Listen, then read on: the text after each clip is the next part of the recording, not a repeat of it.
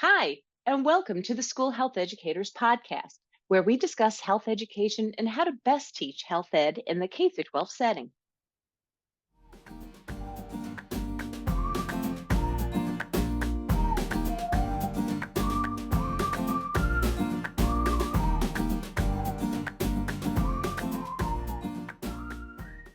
Hi, and welcome to the School Health Educators Podcast. I'm your host, Lori Reichel. Today's topic is going to focus on social emotional learning, specifically a new resource that I have out titled Tactile Tools for Social Emotional Learning. So let me back up a little bit. In case you don't recognize this, we as school health educators are experts in social emotional learning. If you check out CASEL, which is the organization that stands for Collaborative for Academic, Social, and Emotional Learning, if you check out their website, you'll see that they identify 5 different items for young people to learn about. And they include self-management, which, come on, that's a national standard. It's number 7. It's also in the New York State guidance document. And then there's responsible decision making, which is another standard, number 5. And it's also part of the New York State guidance document. And then the other aspects that are on their CASEL wheel for social and emotional learning include self-awareness, social awareness, relationship skills. So those 5 items are definitely what we as school health educators do with our young people. This is what we teach, especially when we do the skill-based approach. So if your school district does not know of this as your specialty, please let them know. Please tell your administrators, your families, your colleagues that if they're looking to build upon social and emotional learning in your district, they can come to you. So, and if you're confused about like what tools are out there, if you need a refresher too of some tools, there's a variety of them out there, including the newest one that I'm talking about today, and that's my new book titled Tactile Tools for Social Emotional Learning, Activities to Help Children Self-Regulate with SEL.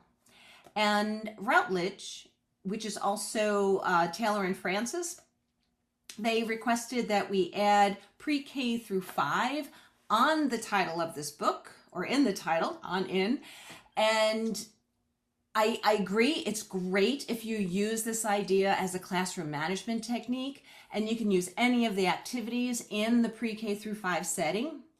Yet, as a former school health educator, I know I can do this with any grade. I can even do this at the university or college level. So a little reminder about who I am. I am a New York State licensed school health educator, and I have been honored to receive the New York State Health Teacher of the Year in 2007. I won the Eastern Division of AFERD when that was titled as such in 2009, I believe. Formerly the American Association for Health, Physical Education, Recreation, and Dance, which some people now refer to as SHAPE. I got the Health Professional of the Year in 2010, and then I was the New York State Professional of the Year in 2011. And it was at that time that I decided to go get my doctorate so I can teach full-time at the university level and help train future educators, especially school health educators, in skill-based health education. So a little bit more background of this book is like I have done a lot of the activities in the book with younger people. This includes middle schoolers and high schoolers. I am a firm believer of providing as many life tools to young people that we can, because children are different.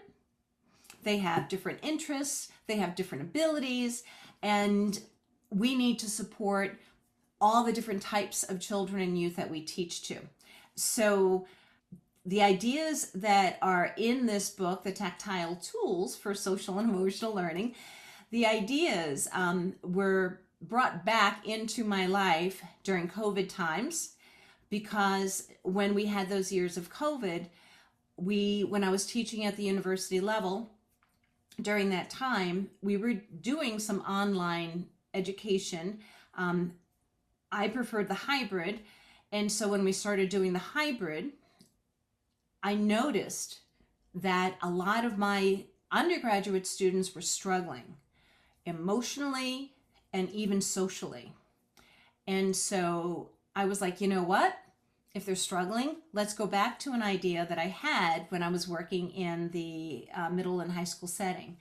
And that was having students create a toolbox, like an SEL toolbox. Maybe it's more of an E toolbox, an emotional toolbox. So I revamped an assignment for college age students in which they had to create a toolbox. And then every time we met, we would go over another tool that they can use. And they might not like some tools, but others they might really jive with. And whichever ones they jived with or they really liked and wanted to use, they would put into their toolbox. So this whole book idea, the Tactile Tools, I decided to have it written because I wanted to share it. I think it's a really great idea. And so yeah, so there's this new resource out there. I put a little note on the schoolhealtheducators.org website. And two other things I'd like to share with you before I end for today includes how the ideas in this book can be used as a classroom management tool and some of the tools from my own personal toolbox. As we know, if we practice what we teach, we become healthier. It's one of the reasons why I love being a health educator, besides working with so many phenomenal young people. Oh, so phenomenal. I really am blessed for the people that I'm working with. And that includes my current students, my grad and undergrad students. I heart you. I heart you and I care about you. So how this idea can be used in a K through 12 setting or pre-K through 12 setting is if you have the opportunity to store toolboxes or even have a toolbox area in a classroom, that's number one. My thing of what I did with my undergraduate students and former middle school and high school students is I asked them to bring in a box, or I supplied like a shoe box I collected from a whole bunch of friends, neighbors and stuff, and brought them in, and they got a shoe box or another box that they would decorate and make their own. On these items they can put inspirational quotes, they can put pictures and all that kind of stuff.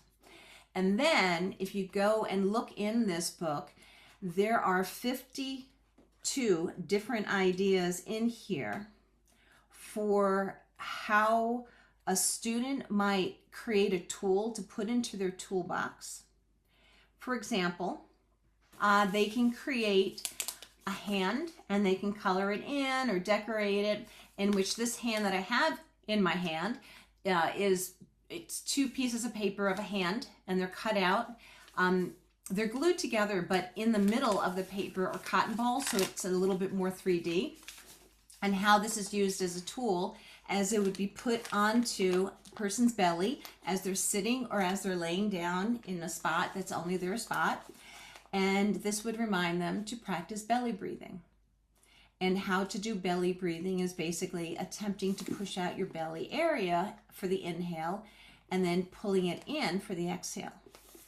And that is one of the activities that are mentioned in the Tactile Tools book. The directions for how to do the belly breathing with the hand is also in the book. So that's one of the tools. So how this would be a classroom management technique is, again, the students would create a toolbox. You can even have a classroom toolbox. And then a variety of tools would be placed into the toolbox. And upon children noting, or you as an educator noting, that a child might need a couple of moments to go and center themselves, self-regulate themselves, a child can go to the area in the classroom and take out a tool, set a timer that's out there, a very simple timer, and then actually utilize the tool in the taught manner for that set limit of time. It's very, very simple, yet it works.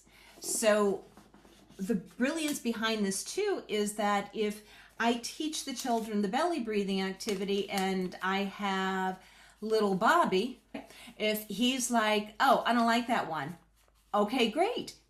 I'm glad that you explored it. Maybe you'll like it in another couple of weeks or a year. But how about you try out the parasympathetic breathing triangle? Dun, dun, dun. Maybe little Bobby would like that instead. Or maybe somebody would like the, let's see, what else do I have in my own toolbox? I have clay. And so maybe if another student, let's say, wants to play with clay, that actually they can go into the toolbox area, take out maybe their own clay, and there are ingredients and directions for how to make clay in the classroom, and they can play with the clay for a couple of minutes during their self-regulation period, but that's what they can do. So the whole idea of tactile tools is that we have to recognize that some young people like to touch things, some young people like the breathing techniques and to hold on to something at that time. They might want to read something, might want to listen to something. So we're not all the same, so let's provide a variety of tools. Okay, so again, to summarize how this would be a classroom management technique is, let's say I see that little Bob is getting a little distracted, perhaps could use some self-regulation time. I can tell little Bob to say, Bob, I'd like you to go and spend a couple of minutes, set the timer for 5 minutes if that's the agreed upon time, and get out one of the tools and use that for a little while and come back after the timer goes off. So again, it's giving options to the children and helping them figure out they can self-regulate. A child can also say, can I go have 5 minutes? In the SEL or Tactile Tools area, and as long as there's time and it's appropriate for the classroom setting at the time, you can say yes. I will say, I have been asked by some folks, say if young people try to take advantage of things. As a former school health educator, I've always set norms or expectations with young people. I also have to follow them. And as long as I do that, minimal amounts of students really push against that. I know they all can have different days and we can all be moody, yet I really recommend setting up norms, which I actually have a little section in here about expectations or norms that I've used in the classroom. And I even do this with my graduate level students so I can model it, but it actually sets up a classroom environment where it's healthier. So again, I've taught every grade out there. I really believe in expectations and I really love these tools. So let me show you a little bit of my toolbox. That's the last thing I'll go over for today.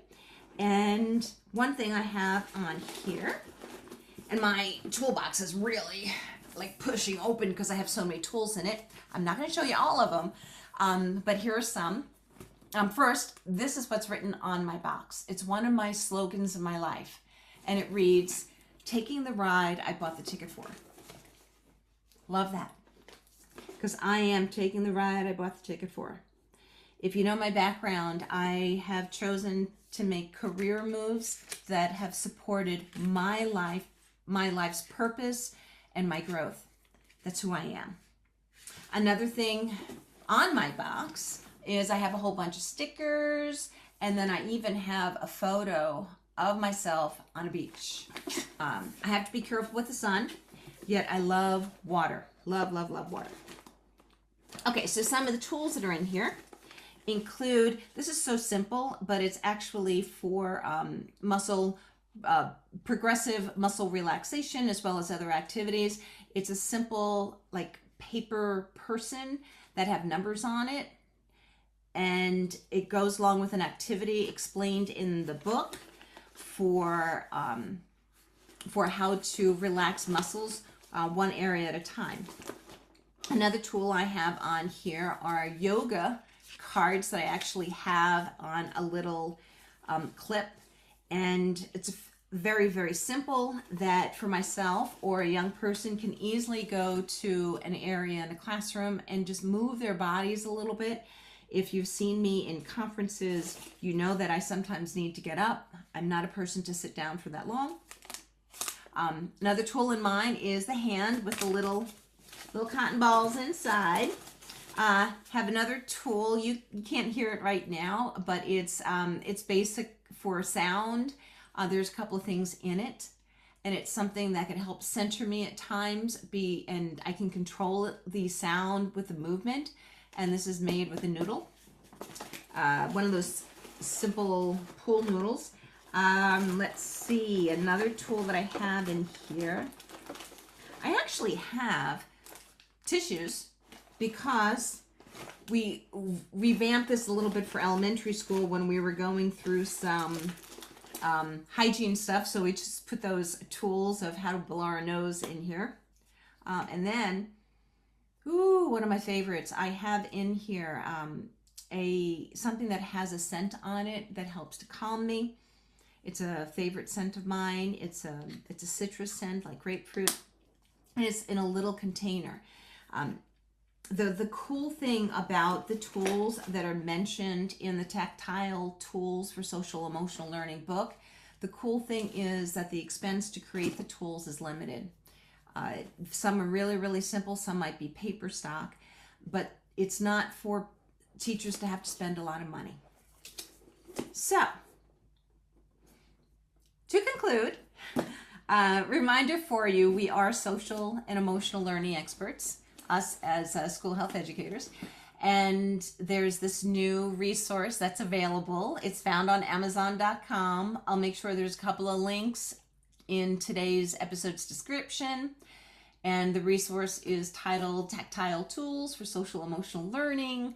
It's a great classroom management technique too for those people like a pre-K through 5 teacher that have access to children to have their own cubbies or spaces, to have their own toolbox. It could also be used in homes. So it's a new resource for you. And another resource, as a reminder, is the School Health Educators website. So really proud of that. And yeah, thanks for listening in. I really appreciate you. I also want to remind you how important you are. We are people that are supporting the wellness of children and youth. And I know we have a lot of different challenges that have come up over the past however long. Yet, as social and emotional learning experts, we're practicing, I hope, what we teach and utilizing a lot of those emotional regulation tools, including parasympathetic breathing. I am a firm believer of that 3 slow breath cycles for parasympathetic breathing really works with me. So continue to do your own exercises and continue to do the great work that you're doing. Thank you for what you're doing, and thanks for listening in. Have a great day, folks.